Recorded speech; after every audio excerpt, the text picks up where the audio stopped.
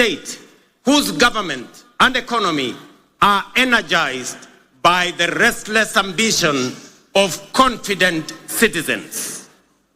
Our forefathers knew, as we do, that we, the people, are the foundation, the pillars, and the engine of this nation, and that only we can do the work of building the Kenya we want. More critically, we understand keenly that this country is our home and we have no other. This is why wherever they go all over the world, Kenyans never forget their homeland and vigorously contribute to nation building. We are acutely aware that although we have given a decent account of ourselves since the first Madaraka day, we are quite far from where we ought to have reached. It is time for us to reflect on the state of our collective self-belief as a people, because without it, we lose all the opportunities that come with Madaraka. We all know that Kenya is not short of imaginative strategies and bold visions. In fact, so good are some of our plans that other countries have successfully implemented them and achieved impressive progress. Our biggest problem has always been one of implementation and execution.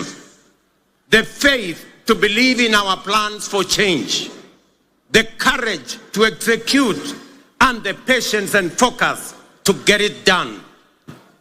Some do not believe that we deserve the good that comes with positive change. Others think we are too poor or even in the wrong part of the world. Yet still, others do not want to see changes that benefit ordinary people or make life better for everyone.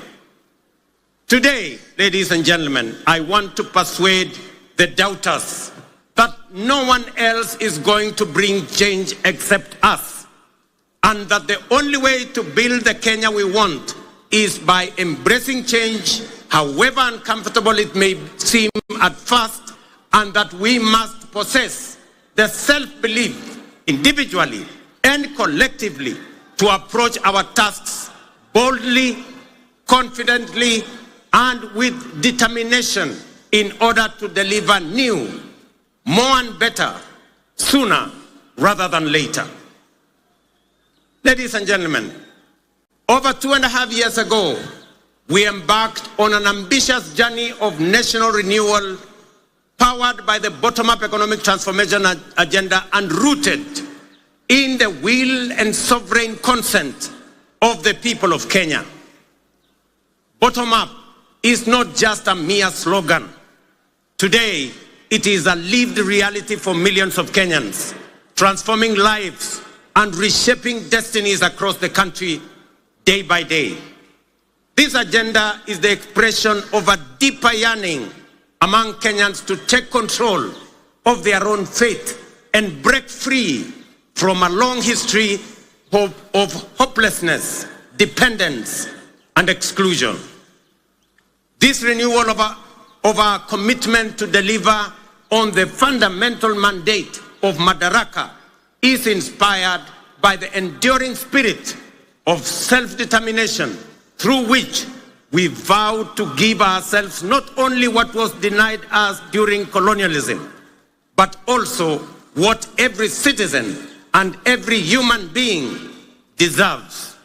That is liberty, dignity, security, and opportunity. Madaraka affirms our collective faith, shared across generations of Kenyan patriots, that through hard work, innovation, and resilience, our farmers, traders, young people, workers, and professionals will rise to the occasion. With the strength of our imagination and effort, we can and must transform this nation with the imagination of our own minds and the work of our own hands. I speak to you today with a deep conviction that our country is firmly on the path to stability and progress. We have weathered turbulent times, navigated serious challenges, and through courage, policy decisions pursued with resolve, we have not only stabilized our economy, but also charted a clear course to long-term prosperity. Since August 2022, Kenya has recorded an average annual growth of an average of 5%, outperforming the global average of 3.3% and the regional average of 3.8%. Just last month, the International Monetary Fund projected our GDP to reach US dollars 132 billion.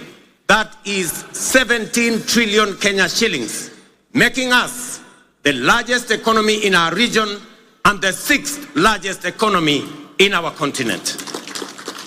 At the same time, inflation has declined sharply from 9.6% in October 2022 to 3.8% in May this year, well below our target of 5% and bringing welcome relief to households and businesses. This reflects the strength of our economic fundamentals and the impact of our bold reforms. During the same period, the shilling appreciated by nearly 20% against the US dollar, from Kenya shillings 162 to Kenya shillings 129, making it one of the best performing currencies in the world. The central bank rate has decreased from 13 to 10%, lowering the cost of borrowing and spurring private sector activity. Additionally, our foreign exchange reserves now stand at US dollars 10 billion, extending our import cover from 2.5 to 4 months. Ladies and gentlemen, the affordable housing program stands as a powerful symbol of the socio-economic transformation underway across Kenya. Last week, I had the privilege of handing over keys to the first 1,080 social housing units in the new Mukuru estate in Nairobi.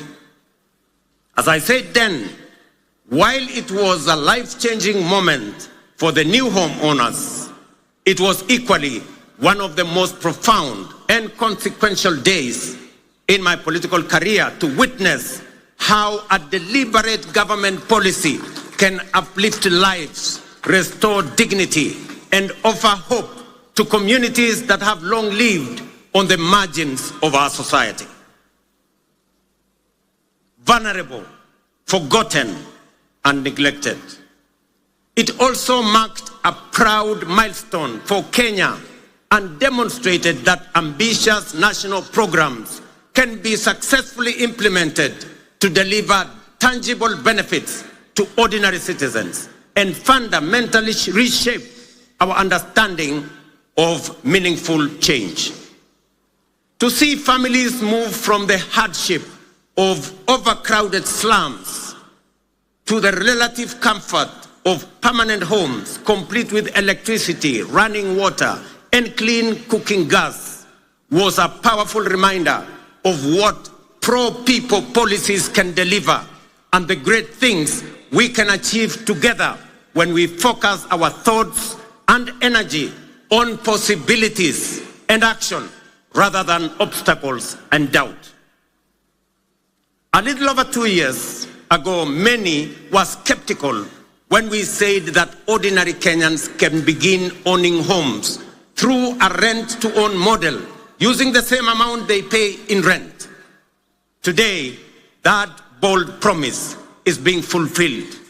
We saw the joy of Cherusha Mudhoni, a mother of 3, grandmother of 4, and second-hand clothes trader from Mukuru kwa Ruben as she stepped into her new home. Here in Homa Bay County, the county of limitless opportunities, just 2 days ago, I had the pleasure of handing over keys to the first occupants of 110 affordable housing units at Boma Yangu Housing Estate right here in Homa Bay. Among the new proud homeowners, some of whom are with us here today, were Kennedy Otieno Odede, a border writer; Helen Atieno Osala, a mama samaki at the new modern fish market here in Homa Bay; Geoffrey Othiambo Nyasuda, a jua kali fabricator; and Vincent Ocheng Onyango, a security guard. The journeys of new homeowners like Jerusha Mudhoni in Mukuru, Kennedy Odede here in Homa Bay, and thousands of others across the country, from the dehumanizing squalor of informal settlements to the security and pride of permanent homes, stand as a powerful testament to the transformative promise of bottom-up empowerment. They prove that with vision and resolve, courage and conviction, we can lift even the most forgotten among us into lives of dignity, hope, and limitless possibility. Ladies and gentlemen, if you didn't understand what we meant by bottom up, now you do. If you didn't believe, now you believe. And if you thought it was a fantasy, as contributors to the housing levy, now you do. If you didn't believe, now you believe. And if you thought it was a fantasy, as contributors to the housing levy, you are now witnessing and making history that will be remembered for generations to come in the history of Kenya. We are firmly on course to delivering 150,000 housing units under the Affordable Housing Program, which have been under construction since September 2022, with 11,000 units already available for occupation. Very soon, I shall be handing over keys to new homeowners in Bahati in Nakuru, in Elbakon in Nakuru, in Mabera in Kuria West, in Mgwen in Nandi, in Milimani in Kakamega, and also in Vihiga counties, Nanyuki, and many others across the country. The bottom-up transformation is reaching every corner of Kenya, leaving no one behind. Beyond providing dignified shelter, this transformative program is driving job creation, having already generated over 250,000 jobs. It is nothing short of a nation-building revolution, uplifting lives, growing businesses, and redefining the future of work and urban living in Kenya. Fellow Kenyans, in recognition and appreciation of the sacrifice made by patriotic Kenyans through their contributions to the housing levy, I am pleased to announce today that we shall be proposing to Parliament a reform to the law that will allow any contributor to access an affordable home loan of up to 5 million shillings at a single-digit interest rate, applicable towards any housing unit in the market. This facility will also enable contributors to offset existing mortgages, offering greater flexibility in their housing journey and allowing many to significantly ease their home financing costs. These reforms will ensure that every shilling contributed to the housing levy works for the contributor, whether through access to affordable housing, home loans, or mortgage relief. Ladies and gentlemen, word is beginning to get out throughout the nation that SHA is working, by which citizens mean that the transition challenges and teething problems are now behind us, and universal health coverage is now serving Kenyans and leaving no one behind. Since the rollout of Taifa Care in October 2024, 23 million Kenyans have so far registered with the Social Health Authority, a resounding vote of confidence in our reformed healthcare model. We are now recording an average of 50,000 new registrations every day, a clear testament to the fact that Kenyans have embraced a system designed to guarantee access to quality, affordable, and dignified health care for all of us.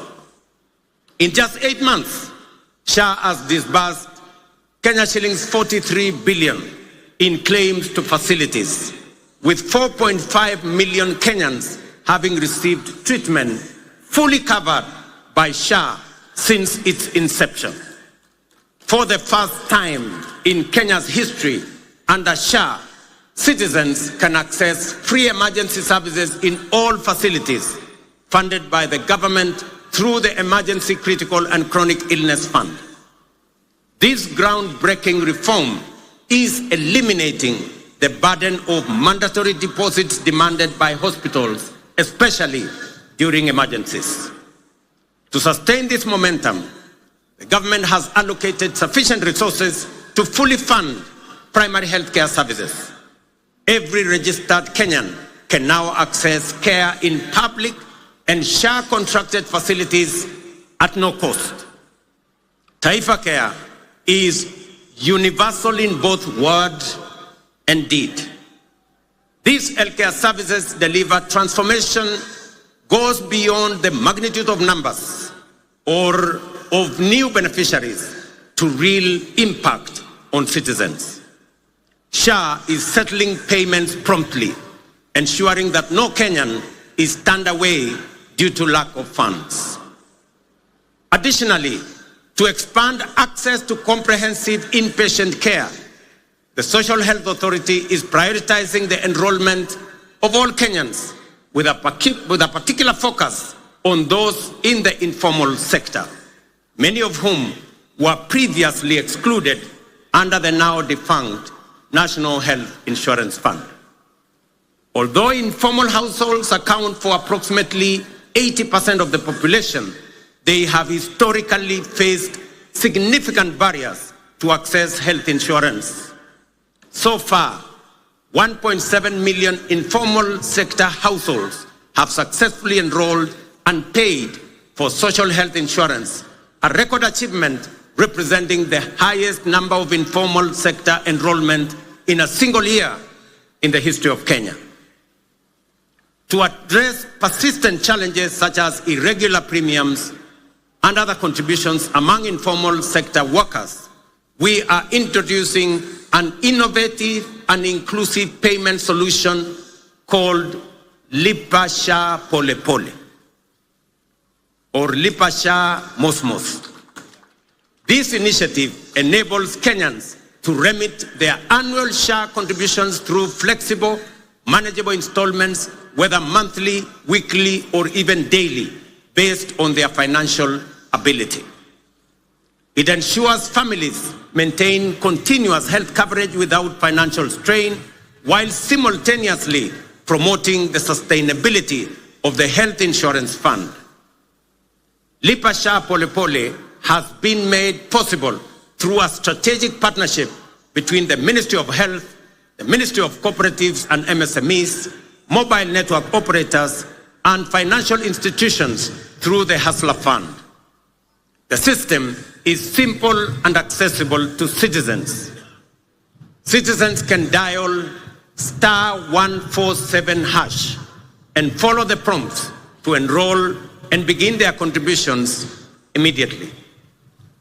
In addition to enhancing access to health insurance, we have prioritized the availability of essential medical equipment in public health facilities, moving away from the previous managed equipment services model, which placed maintenance and service delivery responsibilities solely on county governments. We have adopted a more efficient approach under the National Equipment Supply Program. Under this new model, the national government, working in collaboration with county governments, engages directly with equipment manufacturers and suppliers to deploy critical medical equipment based on county-specific needs. Payments are made on a fee-for-service basis aligned with the gazetted SHA tariffs. This output-based financing mechanism ensures that facilities are reimbursed only for actual services rendered, thereby enhancing accountability and guaranteeing the availability, functionality, and quality of medical services across public health institutions in our republic. I urge every Kenyan to take charge of their health by enrolling with the Social Health Authority so that together we can end the heartbreaking cycle where families are forced to auction their livestock, sell their land, or part with their life's possessions just to afford medical care. No Kenyan should choose between life-saving treatment and their dignity. Let us unite to build a healthcare system rooted in dignity, equality, and compassion, a system where access to care is a right, not a privilege for a few. Ladies and gentlemen, you will agree with me, fellow Kenyans, that the remarkable progress we are making in both affordable housing and Taifa Care has been made possible by the solidarity, trust, and commitment with which Kenyans have participated in and contributed to the realization of radical positive change on an unprecedented scale. The evidence before us of real progress with real impact on people's lives should encourage and inspire us to do even more together with greater confidence and to turn Kenya into the country we all aspire to belong. I extend my deepest gratitude to millions whose housing levy contributions are restoring dignity to fellow citizens who may never have had a dream of owning a decent home. I also thank all who support SHA and are helping us turn our vision of universal health coverage into a lived reality for millions across our country. Ladies and gentlemen, through strategic investments in agriculture, we are accelerating both growth and resilience in the sector. Fertilizer subsidies have boosted food production by 50%, while reforms in the coffee and sugar sectors have revived local industries, enhanced farmers' incomes, created jobs, and reinvigorated rural economies. Today, milk farmers are earning an average of 50 shillings per litre, up from 35 shillings 2 years ago. Coffee farmers are now earning up to 150 shillings per kilo, a remarkable increase from an average of 65 2 years ago. Tea earnings rose from Kenya shillings 138 billion in 2022 to 215 billion in 2024. Sugar production surged from 490,000 metric tons in 2023 to 815,000 metric tons in 2024, enabling us to reduce sugar imports by 70%, while increasing farmers' earnings from 50 billion to 90 billion. We have intervened with consistency and focus to ensure sugarcane growers receive fair returns for their deliveries and that they get paid in full and on time. To anchor these gains sustainably, we must recognize that increasing the efficiency of milling plants is central to farmers' interest. Efficient mills are more profitable and offer farmers optimal returns. Conversely, outdated mills, some of which run on plants that are over 50 years old, recover only 1 ton of sugar from nearly 20 tons of cane, shortchanging our growers and robbing them of their sweat. In this connection, the recent competitive leasing of 4 state-owned factories, Nzoia, Chemelil, Sony, and Moroni, is another strategic step to inject efficiency, restore profitability, and safeguard farmers' livelihoods. Our goal is to modernize the mills, ensure prompt payment to farmers, workers' salaries and wages, and transform these once struggling factories into productive and sustainable enterprises. For years, these factories were a financial burden on the exchequer, surviving only on repeated taxpayer-funded bailouts while failing to pay farmers and workers. The government of Kenya has acknowledged its limitations in managing these mills. Let it be clearly understood that neither the factories nor their assets, including land, have been sold. They remain public property, leased under strict terms to private sector players to deliver shared value and revive the industry for the benefit of farmers, workers, communities, the sector, and the nation. As we dedicate our efforts to nation building, we are also preparing Kenya to thrive in an increasingly competitive, complex future. This requires equipping our learners with the knowledge, skills, and mindset necessary to seize opportunities and contribute meaningfully to national development. Guided by bold recommendations from the Presidential Working Party on Education Reform, we are undertaking the most transformational shift of our education system in over 6 decades. We have successfully transitioned to a competence-based education system, moving away from rote learning towards a dynamic, skills-based approach aligned with the 21st century needs and our socio-economic goals. Our next priority is to ensure every school has infrastructure and equipment needed to support both learners and teachers. To support this transition, and respond to the needs of our growing population, we have undertaken the largest teacher recruitment drive since independence, employing 76,000 new teachers over a period of 2 years, and are on course on additional 24,000 teachers by January next year. We also have built more than 23,000 additional classrooms, easing pressure on existing infrastructure and shielding teachers and learners from the burden of overcrowded classrooms. At the tertiary level, we have revolutionized education financing through a new student-centered funding model that ensures the sustainability of our TVETs and universities while expanding access for learners. Today, students from poor families get up to 90% of government scholarships, with parents paying only a nominal fee. In recognition of the transformative power of technical and vocational education and training, in tackling pressing socioeconomic challenges such as youth unemployment, skills gaps, and poverty, the government is aggressively scaling up investment in technical training. TVET colleges enrollment is set to grow 4-fold from 500,000 last year to 2 million by the end of this year, equipping a new generation with skills and knowledge needed to drive Kenya's industrialization, innovation, and economic competitiveness.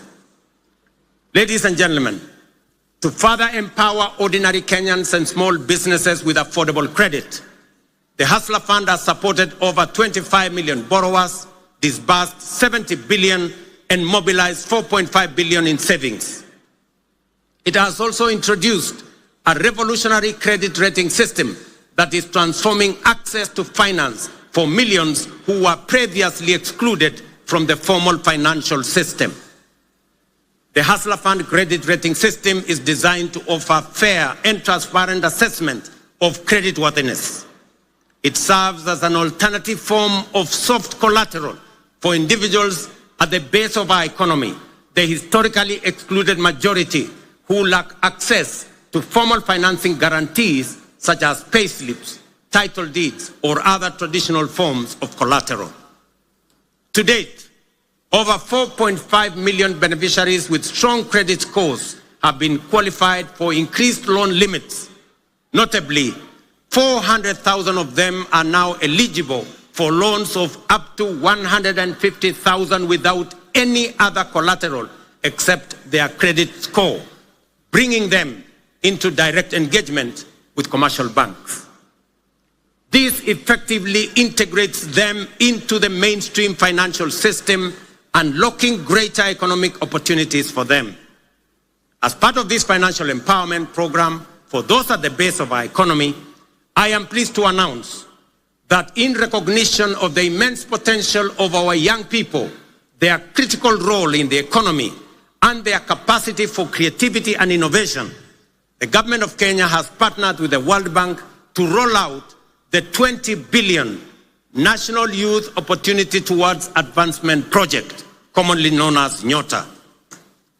This initiative aims to empower over 800,000 young people aged between the ages of 18 and 29 years, and up to 35 years for those with disabilities, by enhancing their employability through skills, training, on-the-job experience, recognition of prior learning, and entrepreneurial development, and the promotion of a savings culture. The Nyota project leverages the Hustler Fund platform and has already attracted over 1 million applicants for its business support component. This initiative targets at least 70 young people in every ward across Kenya, offering grant funding, business training, and market linkages. We have committed 5 billion Kenya shillings in grants to support 100,000 young people. Each will receive Kenya 50 shillings grant in seed capital to start their entrepreneurial journey by August this year. I am equally pleased to report to the nation that effective this week, we will commence the nationwide rollout of Climate Works, a bold and ambitious initiative aimed at engaging over 110,000 young people across the 47 counties in meaningful work that strengthens their nation's resilience, beginning with informal settlements. Launched last year in Nairobi, the program has recorded significant success and is now being expanded to the remaining 46 counties. Structured as a social protection program, Climate Works will engage youth to deliver vital public goods, including the construction of roads, the planting of trees, and the improvement of environmental sanitation within their localities. Through Climate Works, we are not just offering a paycheck for today. We are providing financial relief and a bridge to future opportunities, enabling young people to pursue their next steps, whether in launching a business, furthering their education, or stepping into long-term employment. So vijana wa Homa Bay, mujipange kuanzia next week. Ile ilikuwa inaitwa kazi mtaani, sasa itaanza Kenya mzima, na vijana 110,000 watapata nafasi ya kushiriki katika kazi hiyo. Ladies and gentlemen, the blue economy is a central pillar of the bottom-up economic transformation agenda with vast potential for job creation, food security, revenue generation, and rural development. Many nations have leveraged their marine resources for prosperity. It is time for Kenya to do the same. That is why this Madaraka, themed around the blue economy and maritime affairs, is being marked here in Homa Bay, the bay of endless opportunities. When we speak of unutilized opportunities and untapped potential in the blue economy, Homa Bay in many ways mirrors the promise of Kenya itself. Kenya has the capacity to become a maritime powerhouse. It is time to act, time to do something bold, ambitious, and transformative with this opportunity. Recognizing this opportunity, the government of Kenya is prioritizing the blue economy as a key frontier for national socio-economic transformation. We are making deliberate and strategic investments in sustainable fisheries across lakes, dams, and oceans. A flagship initiative is the Kabonyo Fisheries and Aquaculture Services and Training Center of Excellence in Nyando. Once operational, it will produce 7 million fingerlings quarterly to restock Lake Victoria and drive research, training, and innovation. The facility will house a Nile Perch Innovation Center an aquaculture resource center, and the Kenya Fishing School, positioning Kenya as a regional aquaculture leader. Similarly, the Sagana Aquaculture Center is being modernized to serve as a national breeding hub to warm water species like Nile tilapia and African catfish. These initiatives will boost aquaculture productivity, improve nutrition, and expand livelihoods, aligning with Kenya's Vision 2030 and the bottom-up economic transformation agenda to expand fish farming into arid and semi-arid regions. In Mount Kenya's highlands, the Kikanjo drought hatchery is being upgraded to resolve issues like fingerling shortages and high costs, ensuring trout farming remains viable in cooler regions. At the coast, the National Mariculture Research and Training Center in Shimoni, under the Kenya Marine and Fisheries Research Institute, is cultivating maritime species like milkfish, mud crabs, seaweed, oysters, and prawns. This initiative aims to create jobs and improve livelihoods for about 200,000 people across 5 coastal counties. The development of Liwatoni and Shimoni fishing ports will further expand deep-sea fishing capacity to 24 vessels, fully unlocking our maritime potential. We have completed 7 modern fish landing sites on the Indian coast and 3 on the shores of Lake Victoria. Additionally, 5 more landing sites are under construction in the coastal counties of Kwale, Mombasa, Kilifi, Tana River, and Lamu at the cost of Kenya shillings 1 billion. Due for completion by September this year. 9 new landing sites are also planned around Lake Victoria, in Kisumu, Busia, Siaya, Migori, and Homa Bay, with a budget of Kenya shillings 1.5 billion. To strengthen the fisheries value chain, we are also building modern fish markets with cold storage and hygiene facilities. In the coast, markets are being constructed in Likoni, Malindi, and Kibuyuni. In Turkana, we are developing markets in Kalokol and Lowerangak, alongside fully equipped landing sites in Kalokol and Loyangalani. Collectively, these investments aim to cut post-harvest fish losses, currently estimated at between 30% and 40%, and create new economic opportunities for women and young people. The blue economy currently contributes 36 billion to our economy, which is only 0.6% of our GDP, but has the potential to contribute Kenya shillings 400 billion through both capture and culture fisheries. To meet this rising demand and ease pressure on wild stocks, we are promoting cage farming in Lake Victoria. As of 2024, over 4,000 cages have been established in Kisumu, Siaya, Homa Bay, Migori, and Busia, producing 12,000 metric tons annually, mostly of Nile tilapia.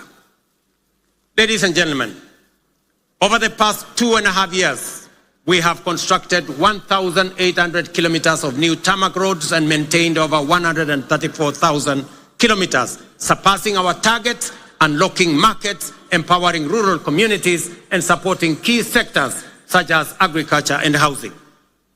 Discussions have been concluded on the extension of the standard gauge railway from Naivasha to Kisumu and onward to Malaba. Additionally, by July this year, construction will commence on the dual carriageway from Rironi to Mau Summit, eventually extending through Eldoret to Malaba. Ladies and gentlemen, as we often say here in Kenya, any time is tea or coffee time, which explains why instant coffee is a favorite for many.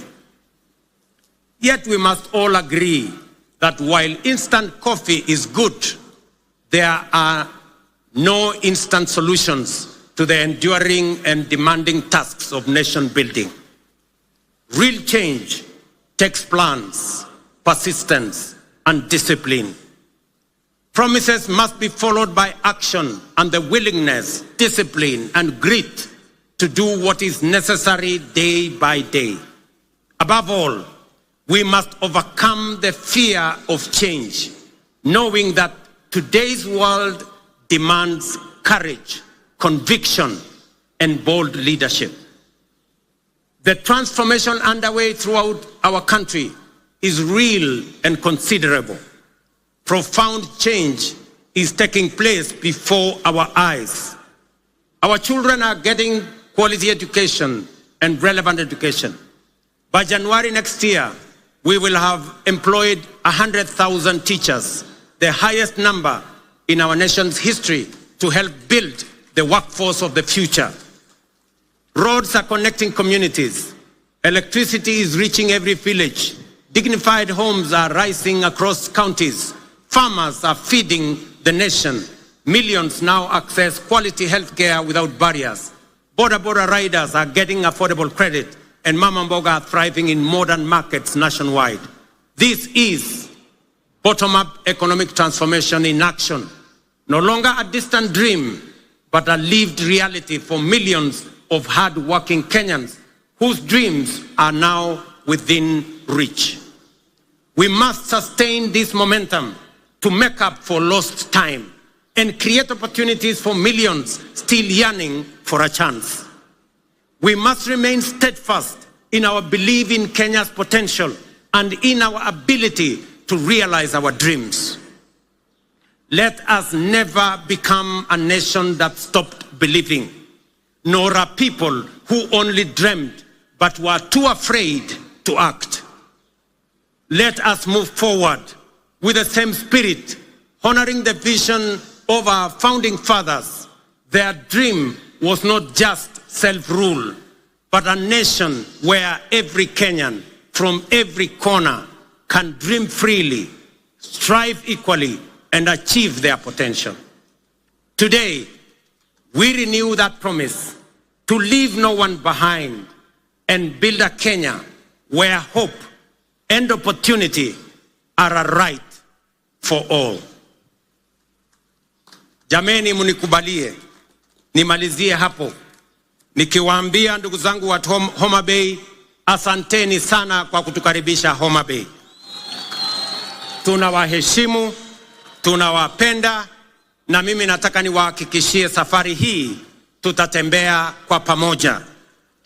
Nataka nimshukuru ndugu yangu mkubwa Mheshimiwa Raila Odinga aka Baba kwa kuunganisha pamoja na mimi taifa letu la Kenya. Tuondoe siasa ya chuki na ukabila na mambo ya kisirani.